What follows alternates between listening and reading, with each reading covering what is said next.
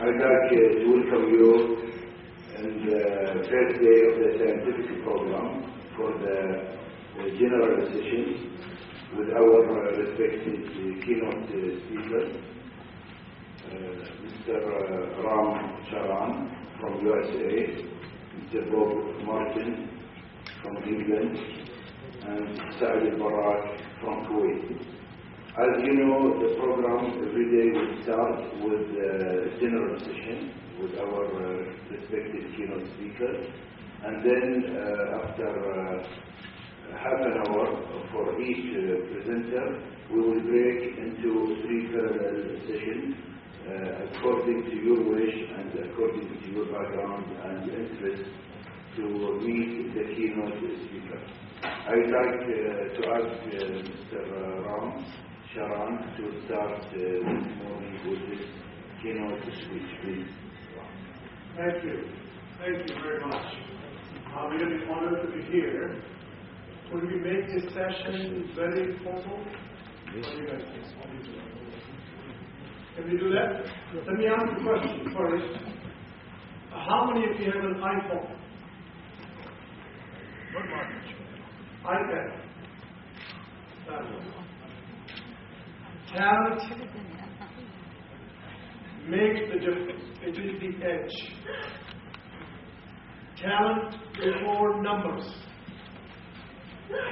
1997, Apple is actually broke. It's dying. They bring a new talent. He has been there before.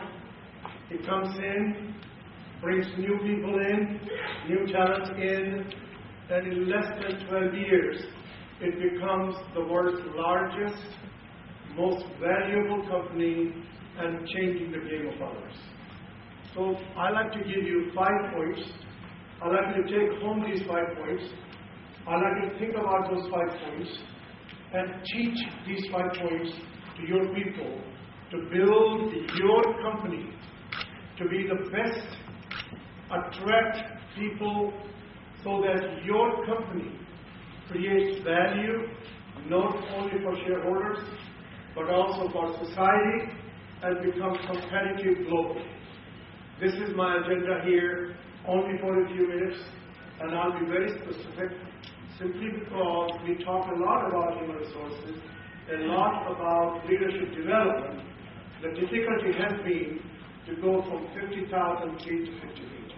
And my work here today, just for half an hour, to take you through some simple things, basic things. Basics are hard, they are tough. But this is the soft art, and the soft part is what you are trusting for. So the point number 1, no nation ever progressed without leadership.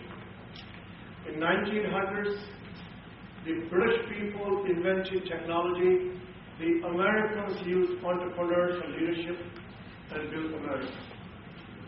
Singapore, 1969, I go to Singapore and people tell me this is going to go into the sea and other countries will benefit.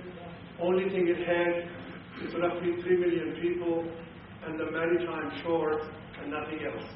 No natural resources other than people. Leadership comes in, recruits people, trains people, bring industries to Singapore, and you have a standard of living higher than many countries in Europe. That leadership makes a difference. Last 30 years, different political system, but leadership in China is able to surpass any human time in history to be able to show the progress made. And in doing that progress, you have millions of people coming out of poverty. So here, the first part is culture will help longevity. Leadership makes the difference. What is this leadership? What does it mean? How do we spot people? How do we calibrate people? And how we inculcate the flow of leadership inside the company. In doing that, it's a soft part. Now, the point I want to make, number 1, is almost all of us are clearly understanding almost all companies have budgets. Your companies have any budgets, operations, finance? Do you have those in your companies?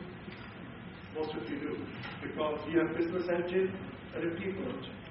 So there's a discipline of money in those companies. We need a similar discipline for the talent side. And those companies who are the masters of talent, they have the obsession about people recruiting, people developing, people rotating, and people promoting. So the second point I'd like to think about is your company having a passion at all levels to be able to find people, recruit people, develop people, and have their routine, just like they do money, just like they do finance, just like they do budgeting, just like they do accounting. If your companies are public companies, you're going to have the financial side. The masters, I will name some of them. These masters now actually do the same discipline about you. 54% of the respondents in the McKinsey survey found that many of these companies, in fact, do not do that. Our job is to get the people to pay attention to the talent what they're coming out. Now, here is the third point. In the third point, this is very important to the group that I have learned from you and others. That while we try to develop people on our levels, we need to ask the question, which people are the high leverage people? Which jobs are the high leverage jobs? In those jobs, if we don't have the right people, if we don't develop those people, if we don't change the way companies are going to change, we may do all the development, but lacking the development, the right people in the high leverage positions will be very, very harmful. So I'm going to give you some examples in the global scene. You have seen it, it's happening. I'm allowed to see that in my life inside the companies, and then I say, here it is. And Apple comes in, creates a new design for the product. What the leader does, he changes the relative importance of some of the functions. And in the company of Apple, it puts the heaviest emphasis on the designers. Who are the leaders of the designers? Find them, teach them, educate them, develop them, listen to them. So all these things we have in iPad and the iPhone is the larger dominance of the designers. Therefore, focusing on the designers, engineers, there's less emphasis on other functions. So think about that. 5 years ago, by the way, just a quick question. All of you, how many of you heard of Nokia? Please raise your hand. Nokia, all of you. There you go. Largest market share in the world. Fantastic company. I'm a great fan of it. But in that company, when they begin to see that iPhone was coming, somehow the development of people, right people, the right jobs in Nokia, regarding designers and regarding software people, did not go as well. There the people did not integrate as well. And so therefore, that company is now a very difficult situation. As you know that the situation is really difficult. How many of you have a BlackBerry? Anybody have BlackBerry here? Same thing, Canadian company, fantastic people, great market share. iPhone comes in, the design, the software, the algorithms didn't get done. So find those high leverage people. Am I coming out clearly from the high leverage people? Focus it, put your emphasis on it, find the jobs which really need to be done. In the item number 3, one more item. If you believe the change is going to be here, it is here, it's going to be here, continue to go. So we, in the L&D, in the learning and development, we need to see 3 years out, 4 years out, 2 years out, what kind of changes we're going to need. So here, I was told last night, I was lucky sitting with a person from Aramco, and he was telling me that it has been a hydrocarbon, like moving towards the petrochemical. So this is the case, there's going to be some shift. What is the shift? At what levels? Who are the high leverage people? What's the need? And development of people takes time. So you say 3 years out, 4 years out, 2 years out, what is the shift that we have to have? Let me give you another one. Almost all European companies, all American companies, all Japanese companies, all Korean companies, all four, they did a lot of trading, selling to each other, among themselves for almost 50 years. Today, there is more from India, from America, Europe, Japan, Korea, to China, India, to Brazil. It's a major shift to go from advanced countries, developed countries, to the developing, emerging markets. That shift is a major shift. If a company is going to have 50% of its sales from China, India, and Brazil, it's a major shift to find the right kind of leaders you need, how to recruit them, how to develop them, how to accelerate their development. Make a strategic plan of your people. Just like people do strategic plans for finance, for money, for budget, say a bit about the people, of those critical people, high leverage people who are going to help you make that shift. Am I coming out clearly on that point, driving the whole game for you for the future? I want to give you item number 4. Item number 4 is contrary to, very, very contrary to what has been done in HR and the leadership development. And that is, all of you know that, I'm sure you know, many of you in HR, is the competency model. In the competency model, you have 29 descriptors that this person, behavior is this, values is this, team building is this is fine, great, that was very helpful. Now the problem with that is one size does not fit all. So we need to do segmentation. So this idea number 4 is take the time to segment the talent. And I'm going to suggest to you 4 segments. Please take these 4 segments down. And now I'm beginning to see companies that are paying attention to it, and they begin to allocate their resources and time. The first segment, and I will name some companies in a minute. The first segment is the people who manage full-fledged profit and loss statements. They can be country managers, product managers, division managers. They are the rare commodity. These are the people whose behavior, whose judgments are influencing the rest of the organization. It is roughly, not entirely, from this pool of people the new CEOs come, new higher level people come. Now, who are these people who do well in the American scene? You have Procter & Gamble. How many of you heard of Procter & Gamble? Please raise your hand. Procter & Gamble, Johnson & Johnson, J&J, General Electric.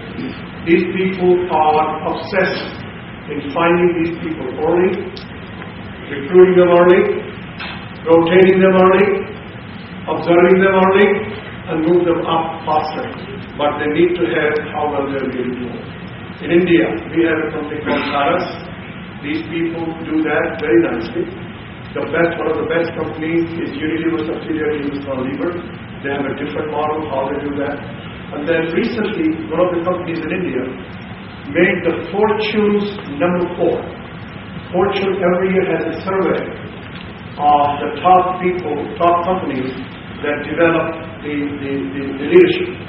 And this company, for the first time from India, has come to be number 4. Number 1 and number 2 and number 3 were General Electric, the Johnson & Johnson, the Procter & Gamble, all the 3 American companies. This one is from India. This is called the Aditya Birla Group. They made number 4. What was the secret? Many things. But one secret is that the CEO of this company is absolutely focused on those roughly 20 profitable companies. Who are they? Where are they? Which foreign company they are in?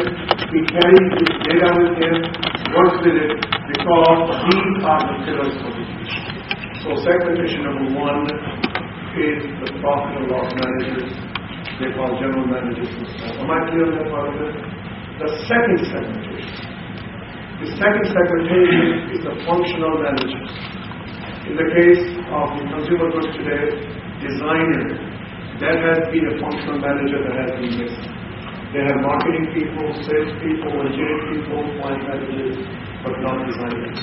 In consumer today, designer is a very critical function. Number three is the integrator. It's a new segment. These integrators, if you are in a company, you have lots of silos. These integrators are very crucial. It is from this integration pool the future CEOs are likely to come. Find those integrators, identify those integrators, and then train those integrators and make them a tool to go forward. And the last one, the fourth one, is what I call the experts. They are not managers, they are individual contributors. There's a huge demand for experts. These experts could be people who are mathematicians, algorithms, software, a special scientist. These people are the value creators. Many of them are value marketers. So do some segmentation in your company as you're going forward. And then see for each segmentation what's the need, how does it develop, which way to go, and who are the higher level people, higher level positions that makes the whole difference. So that's one segmentation scheme. I just gave you some inkling of 4, but there are more sub-segmentations as we go forward. Am I clear on the segmentation concept as we go forward? Now, so item number 5, and the last point, and then I'll pass it on to my colleague here. In item number 5 is all the L&D efforts need to link with the priorities of the company going forward. Most people tell you to be linked with the strategies. That's a good start. But go below the phrase strategies. Go to the priorities. What are the priorities? And with those priorities, you link what you're going to do. So here are the kinds of examples of the priorities. That you have a company in India that has now 30% of its sales outside India. It seeks in the next 10 years to go to 60. And that outside India for 60 is essentially in the south of the hemisphere, China, Vietnam, on the Latin American side, Brazil, Central America, parts of Africa. And we need country managers. And we're going to need those country managers for the next 20 years. How do we find them? How do we train them? How do we accelerate their discussion? So there's a company in India, largest telephone company, called Bharti Airtel. Anybody heard of Bharti Airtel? Indian company. This company in 1993, nobody heard of it. It's now number 1 in India. And 2 years ago, they bought a company name, portion of it, into 17 countries of Africa. And here, they sent their highest level person to lead, manage effort. Anytime you buy a company, you don't know exactly what you want until you get into it. So there are always teething problems. Those problems being solved. So one day I met with them. There were 44 African general managers. They were native general managers. They understand it, they've been educated, now training them, developing them, building the pool. That becomes the highest priority for them to be able to carry forward. Our job is to find those people, give special coaching training, and going forward. So link your leadership development to the highest level of people. And those people then create the teaching development of those people. Now what I have not done, which I think most of the companies do, but I do want to repeat that, a number of companies is done well, and other companies is not done well. The development of people is everybody's job. It is line people's job. You help them, you assist them. You are the trustee of the system. So here, I have 3 specific items that the companies are allowed to go in and put it in.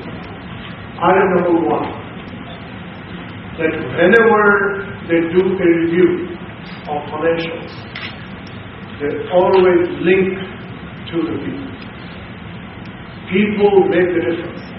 If you have done well last quarter, why have you done well? Some people who are responsible for making wealth, so you compliment, you praise, you figure out those people how to grow them for you. If something went wrong, how do you coach people who were not able to do it right? But link your quarterly operating results to the people. Look at constructive, not destructive, figuring it out what that is. And that's a very crucial part of developing people on a routine basis. Item number 2 is the feedback. Here, people confuse the word feedback. People confuse the feedback, but at the end of the year, we will give you feedback on your performance. That's not it. The feedback is in real time. Feedback is constructive coaching, just like you do it in this course. That feedback is constructive. In the bigger session, I'll show you some feedback letters. I want to tell you one example. That example was a great lesson for me. About 4 years ago, I was in Shanghai, and I had wanted to make a presentation to the executive committee of Alcoa, aluminum company. All of you heard Alcoa? And so the CEO asked me, the Brazilian of this parent company Alcoa, asked me to come in early and sit in the presentation and listen. So I was very lucky to see these things in these are practitioners. And the president of Alcoa China was an American who made a presentation. I thought it was a great presentation. And I'm watching the audience of 12 people, and I thought their faces, great presentation. And I thought the CEO was very pleased with the presentation. Presentation finished, everybody complimented. And the CEO is walking. On his right is the Chinese president, on the left I am. And the CEO puts his hands around the Chinese president. And he says, Charlie, that was a great presentation. If you had taken the purchasing power parity of yuan, would your conclusions have been different? A single sentence of coaching, because he has taken the nominal value of the local currency instead of purchasing power. As a result of that shift, you could come to a different statistical conclusion. Now, that is developing people. In this case, it was developing the business acumen. In other cases, it will be people acumen. And that's the part you do online, real time. That doesn't take much.